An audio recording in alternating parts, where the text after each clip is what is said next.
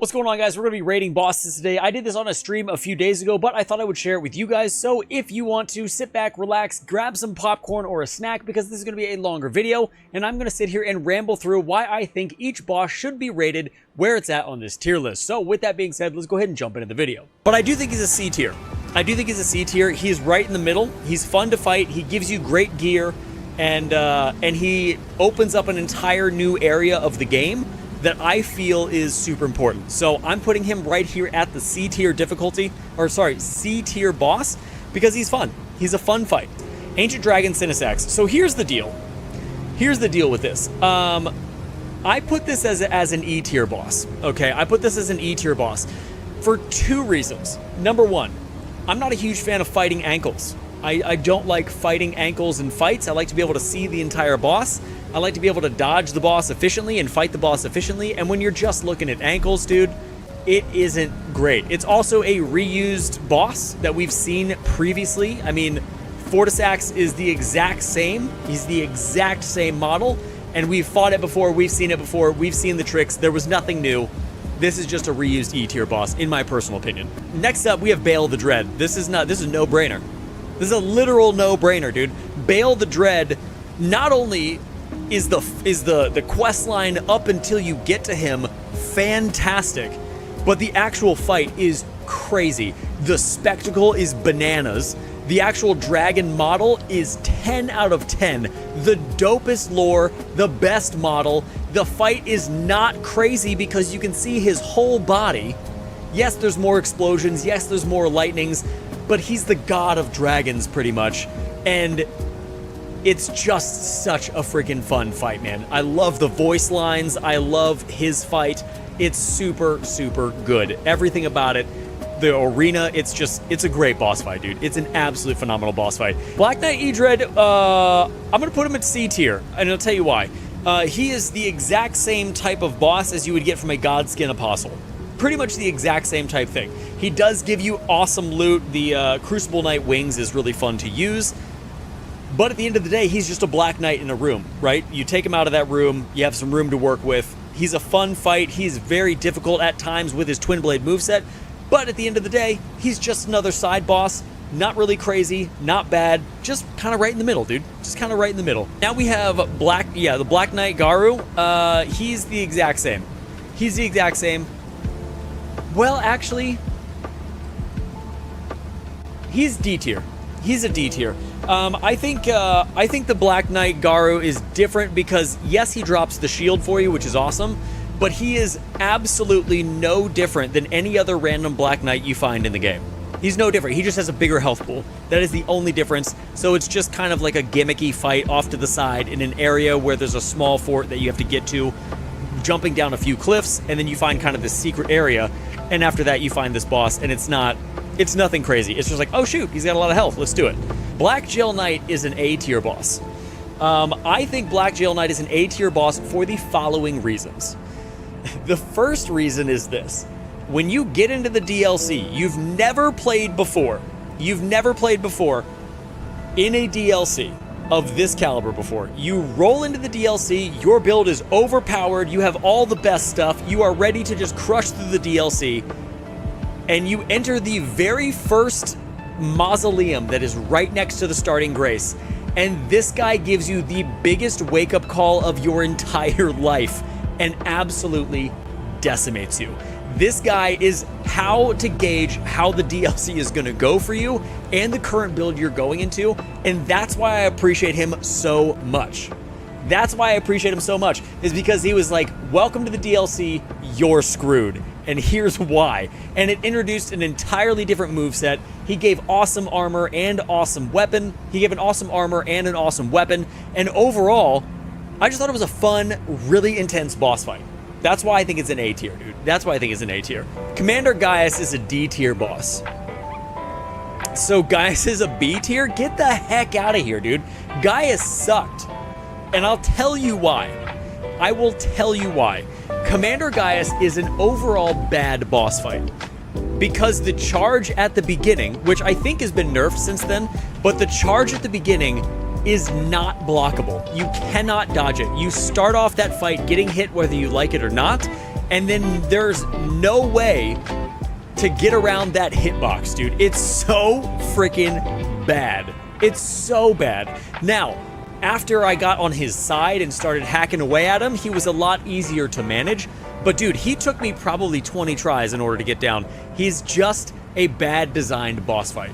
I think Ymir is C tier only because he's just as hard as the Black Knight and the Ancient Dragon Man. Like, he's just kind of one of those bosses. If he was just a boss like that, he would be D tier because he's incredibly easy. He doesn't do that much. He just kind of teleports around the room. But the quest line leading up to his boss fight is incredible. Is incredible, dude.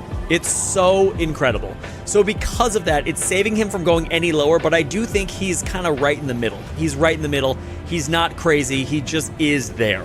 Curseblade Labyrinth. I hate these guys. I absolutely hate these guys. So these guys are E tier for me for the sole reason of there is no window to attack them. You are constantly trading damage with these guys in order to kill them. Constantly. There's maybe one window where you can hit them or stagger them or maybe get like a heavy attack off. Other than that, everything they do pisses me off. Every single thing the Curseblades do is a terrible rain of destruction on my character. If you're at range, they'll throw daggers at you. If you're also at range, they'll jump on you and flip you over with their legs. The incredible moveset they have, which is just a tornado of Beyblade shenanigans, is impossible to dodge. Now, granted, a shield negates everything I'm saying, but I don't play with shields, so this is why I'm putting him at E, dude. He's terrible. Dancer of Ranah. I never found her. I don't know where she's at, dude. I don't know where she's at. I know she's a boss. I've heard about her. I have zero idea where she is. Okay, zero idea where she is. I never fought her. So Deathblood, I think that's a B tier. I think this is a B tier boss. This was the first boss that I came to outside of the BlackGaol Knight that really kind of gave me an issue, and I really had to sit down and learn the moveset. The reason that this is a B tier fight, number one, the area which you fight him in, there is a massive Godwin death root, right? That's super dope. That means Deathroot has made it to the Lands of Shadow, which has crazy implications. His moveset, his design, his axes that you get at the end of that boss fight, they are all amazing. They are super fun. And when you first meet him and you don't have a ton of shadow fragments, he is very hard. He's a very, very hard boss. So I think all of that wraps him up to be a nice, solid B tier boss that is enjoyable to fight once you learn the moveset, but also makes you feel really, really good when you beat him. Death Knight version 2, this is going to be right back up at B tier. Just the same fight, except he has a different moveset, different axe, but all the reasons I mentioned before is why he's going to be in slot number 2. The arena's awesome, his moveset is great, the axe you get from him is one of the best axes in the game, and overall, I think he also gives you the, in his dungeon, I think you get the Death Knight armor, if I'm not mistaken, so that's another thing as well. So overall, it's just, he's a great fight. Deathrite birds are an E tier boss. Deathrite birds are an E tier boss. I don't like them. They're just, we've fought like 6 of them in the base game. The fact that there's Deathrite birds in the Shadowlands, I guess makes sense, or in the Land of Shadow, I guess makes sense, but we didn't need another Deathbird. We didn't need another Deathbird. If you use holy damage, they're incredibly easy to kill. They're not hard by this point. We all know the movesets of them. That's just a reused asset. It's an E tier boss. Demi-Human Queen. So I'm going to put this at D tier. I'm going to put the Demi-Human Queen at D tier above the Black Knight here because I actually genuinely enjoy fighting these guys. I enjoy fighting the Demi-Human Queens because they always make you feel powerful. No matter what happens, I always do a ton of damage to them regardless of how good or bad my build is. And even though it's a reused asset, it's not a hard reused asset. It's just something that's like, oh shoot, this is great, and makes you feel good, makes you feel powerful. She gives you a great weapon, insane weapon. So that's why she's in D tier. She's just like one of the knights, you know what I mean? Demi-Human Swordmaster Onze, A tier. Bro, this boss slapped me in the face a few times. I walked into this dungeon and I was like, oh, it's the first dungeon, not a huge deal. Much like I did with the BlackGaol Knight, I walked in and then Yoda popped out of nowhere and started crushing my face, dude. The teleport move, the flipping all around, you had to learn the moveset. You had to stop the moveset or there was no stopping it. That is why this is a great fight, is if you time it correctly, if you learn the moveset, this fight is very rewarding, and if you don't, it is very, very punishing, and I like that. If the moveset is learnable and not as crazy or super aggressive, then it is definitely a fun fight because it gives you a sense of achievement for doing something that's difficult, but also it rewards you with a fun summon.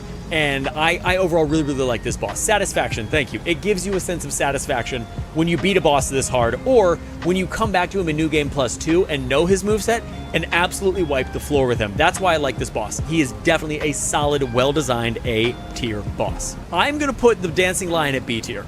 I'll put him at high B above the Death Knights. Because I overall don't like him. I don't like him, but I can recognize he's a great boss fight. But the entire second phase where he turns into a lightning vortex is just a runaway phase. There's no use in fighting him because he just leaves massive lightning bolts all over the floor. He shoots you at range. It's just very, very, very punishing for absolutely no reason. Like, absolutely no reason at all. Falling Star Beast, F. Hate Falling Star Beast bosses. I absolutely hate them. And call it a skill issue, that's fine. I'm not good at fighting them in the base game, and the fact that he was harder in this DLC than he was in the original game, and the fact that he was a reused asset, they made him harder just for the sake of being harder, I'm not interested in that. I'm not interested in that at all. I think Falling Star Beasts are just the worst type of run-around boss, charge you, and get your health down and kill you with a tail whip than like a solid, well-thought-out boss fight. I think they're just blah. Furnace Golems, these are an F. Furnace Golems are an F tier asset in this game. They are my one really big gripe about the DLC, is the fact that they are not fun to fight. It takes about 9 minutes to kill them and stagger them twice and then get your tier from them. They're not difficult, you just have to time your jumps correctly, but the fact that they're so big, not difficult, and really annoying makes them an overall bad boss design, in my opinion. I would have much rather received tiers from something like a shadow avatar, kind of like we have avatars in the base game for the Erdtrees. I'd love there to be like shadow Erdtrees and have some sort of shadow avatar guarding them, and we get our tiers in that way. Even if we had tiers laying in altars like we did in the base game as well, that would have been fine for me. But dude, the Furnace Golems, they just suck. Like, they just suck overall. They're not a fun fight. I think both Ghost Flame Dragons are E tier. I think they're E tier. D or C? I'll move them up to C. I'll move them up to D. Both Ghost Flame Dragons are D tier. I think the moveset is really cool, but I think it's incredibly annoying how it's just almost impossible to dodge Ghost Flame when they're spewing it on the ground or when they're stomping and Ghost Flame goes out. Overall, it is just another dragon fight, but do they look awesome? Yeah, they look super dope. The moveset is fine, but it's another fight where you're just hitting ankles the majority of the time, and for that reason, they're just a lower tier compared to everything else that's in the DLC. These guys don't really compare. The Golden Hippo, I think, is a C tier boss. I didn't like this fight when I first got it. After I learned the moveset, it was fine, but I guess it could be said that anytime you lose a boss, anytime you learn a boss's moveset, it turns out to be great, right? But to get to that area and then have to be stonewalled by this boss, and also the charge with the mouth open, that hitbox is a nightmare. It is dodgeable, but it's way more dodgeable than the Commander Gaius fight. But overall, the Golden Hippo is not my favorite. It's not my least favorite. Going back in New Game Plus, it's a lot easier. That's a solid C tier boss. Jagged Peak Drake. This is also, I think all the dragons minus Bayle are going in D tier. The Jagged Peak Drake, for the exact same reasons that the other dragons are in there, is the fact that, actually no, this is going to be an E tier. It's underneath D tier because it's an exact rehashed asset that we've seen a million times before. I'm going to put the Lamenter at an E tier. I didn't like the Lamenter at all. I thought that this was an interesting concept for a boss, but very infuriating. It was just kind of a flask race to see if you had more healing than he had ability to split himself. That's my take on it. He's not a hard boss. He's not an interesting boss. He does have a new boss mechanic where he splits himself into multiple people, and then you have to figure out which one is him. That was a little bit difficult, but that was the only thing. And you get a transformation from him, but the transformation is not that great either. It just raises your arcane, I believe. So overall, he's just kind of a bottom of the barrel boss in my personal opinion. Messmer the Impaler, easy S tier, dude. Easy freaking S tier. Absolutely solid, amazing S tier boss. I don't even have to explain it, but I will. So Messmer is an S tier boss. Number one, he's the title boss of all of the Elden Ring DLC. That's who we thought we were going into fight. That's who we thought we were going into. We thought he was the big bad at first, right? His lore implications are insane. His boss fight is very, very fun. Second tier, once you learn that, or second phase, once you learn the fight, it is incredible. It's such a spectacle. It reminds me of the Rite fight in a lot of ways, obviously with the massive snakes. But bro, when you're doing well against him, it makes you feel so good, and that's the feeling you chase in a boss fight in a Souls game. I absolutely adored this fight. I thought it was awesome. Absolutely awesome. Metyr, Mother of Fingers. This is going to be a B tier fight for me. Right in front, or right behind the dancing lion. She's fine. She's super gross. I didn't enjoy the fight, but I also didn't hate it at all. The lore is incredible. I never thought we would get more finger lore in DLC, but apparently I was wildly incorrect. She does have some very annoying movesets. Or she has some very annoying moves, I should say. But the arena is awesome. The lore is awesome. It feels really great to kill her. It feels awesome. But by the time you get to her, you're pretty powerful. She's not impossible. Her moves are very learnable. So that's why she's sitting right there at the B tier. Medra, Lord of Frenzied Flame. Lord of Frenzied Flame. Now, I need some help here. He is either an S or an A tier boss. The only reason I'm torn between the two is because I wanted his weapon, his remembrance weapon, to be better than it is. If his remembrance weapon, excuse me, gave us madness buildup, he would be an S tier boss. Absolute S tier boss. I think he's going to be very, very high S tier, but not in the current position where he's currently at. In my opinion. Yeah, low S, exactly. He's a great fight. The entire Abyssal Woods is the biggest waste of time of my life, but once you get to his mansion and go through it and fight him, very, very, very cool boss. I think Radahn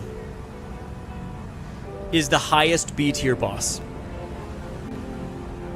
I think Radahn is the highest B tier boss for a few reasons. And it's not because I'm bad at fighting him. I am bad at fighting him, but that's not the reason. So, the reason that I don't like Radahn as a boss, or I put him right at B tier, is because he gatekeeps 90% of the Elden Ring community into not being able to beat him. He gatekeeps 90% of the player base to be able to not beat him because he is so ridiculously hard. He is unfathomably hard for most of your average gamer. Now, a lot of that argument is going to be, you need to just get good. Fine, I agree. But for the majority of people who love Elden Ring, he is an impossible boss.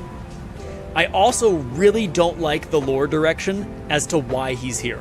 I absolutely think that it was a wildly missed opportunity to reuse Radahn instead of using Godwyn or going to the Glow-Eyed Queen or any other massive lore implicated boss, possibly even the Greater Will. I would have loved to fight a version of Marika. Any of that would have been better in my personal opinion. Now, Radahn has a great first moveset. He has a great first phase. The first phase of Radahn is learnable, it is a lot of fun, and the arena you fight him in is phenomenal. His second phase is uncalled for. It's just uncalled for, dude. It's so freaking crazy. The fact that you can barely roll dodge the majority of the attacks that he does is incredible to me. It's super, super crazy. Have I beaten him? Yes, of course. Do I ever plan on fighting Radahn again? Absolutely not. There is no need. Great bears. I'm gonna put him in C tier, dude. I'm gonna put him in C tier. I like them better than all of the other bosses in D tier, and I'll put them both in there. Both of those bears are in C tier. They're fun to fight, they have an interesting moveset, and they look really cool. And they feel great to kill when you kill them in this game. So that's why they're solid at C tier. The red bear, I think the red bear is a solid B tier. Solid B tier fight. I liked him over the Death Knights.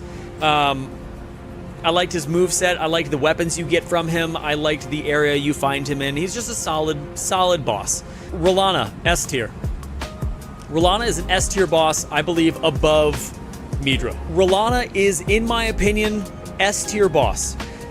Her moveset is very punishing if you don't know it, but she's not so crazy aggressive like Radahn is, to where she's very, very manageable. She's very manageable. If you learn her moveset, she's great. Her aesthetic is awesome. Her weapons are phenomenal. Her armor is incredible. The area you fight her in is amazing. She's just a great Souls-like boss through and through. Rominia Saint of the Bud. I really like her. Rominia Saint of the Bud is a very good boss fight in my opinion. There is great aesthetics. The boss moveset is not incredibly hard. She is very easily killed, especially if you have like a strength build or a stagger build or something. And her overall moveset is great. It's a fun fight. It's an engaging fight. She obviously is going to punish you if you don't know the moveset, but it's not impossible. I would rank it almost the same as Relanna's fight in a lot of ways, in the fact that she can be very punishing if you mess up, but if you don't, she's very manageable. The aesthetic of the fight is great. I think she's a very good Souls-like boss, and once you get to her, she's not crazy hard. I love bosses that can be punishing, but they're not super hard, so you stand a chance at learning the moveset. Scadutree Avatar, bro. Scadutree Avatar gave me the hardest time ever, bro. I died more to the Scadutree Avatar than I did for Bayle. Like, I don't know what it was. This boss gave me such a difficult time, bro. Such a difficult time. But I'm gonna put this boss right in front, or right behind the Dancing Lion. I had such a hard time with it, dude. I love the boss design, the boss fight, the fact that it's 4 separate fights and you keep killing a boss over and over and over again. The weapon you get, the Remembrance weapon, is awesome. The area where you fight the boss is great. I love that the Shadow Tree has an avatar. I think that's very, very cool. And overall, it's a fun but very punishing boss fight if you get caught off guard. Okay, we have Tree Sentinel. This is a reused asset. This is going in D tier. D tier. Tree Sentinel, they're no different. They're absolutely no different than any other Tree Sentinel you find in the game. We've already fought about 6 variants of Tree Sentinels going into the DLC from base game, and there's no new moveset, there's no new armor, there's no new anything. It's just reused Tree Sentinels. So the fact that there's 2 sucks as well. Fighting 2 of these guys anytime you fight 2 of something, it sucks. But right at D tier. They're not good, they're not bad, they're just there. Rakshasa is gonna go... I think I'm gonna put him right here at the B tier. B tier. Incredibly difficult fight. Low B, high C. Low B, high C. Incredibly difficult fight. The reason that I bumped him up to B tier is because you get the best armor in the game and one of the best weapons in the game. It's just a very rewarding boss fight once you kill him, but killing him is absolutely a nightmare if you don't have a weapon that can stagger him, or if you get caught in that sweeping strike of his. Ugh, what a gross move, dude. So freaking bad.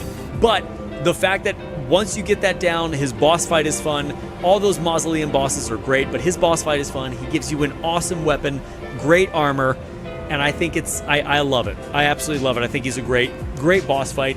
Appropriately difficult, solid low B tier, high C boss. All right, last boss. We have Jori the Elder Inquisitioner. This is C tier for me. I would put it above the Ymir fight for the sole reason of I thought this fight was more interesting.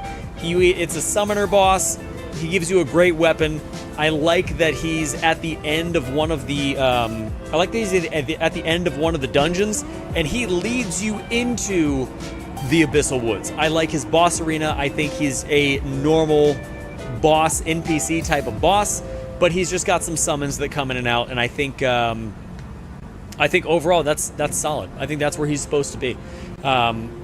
There's not really anything else that sticks out about that fight other than the fact that I liked him way better than Commander Gaius and the majority of the other bosses that are on this list overall so far. And guys, that is going to be it for my personal tier list. Let me know if you guys agree or disagree with me down in the comments. I also want to know where you guys place Radahn. I'm really curious as to where the entire player base sits on that boss, because for me personally, he is an absolute nightmare. As cool as that boss fight is, it is absolutely insane. So let me know what you guys think. And until next time, everybody, stay safe, enjoy the game, and I'll see you in the next one.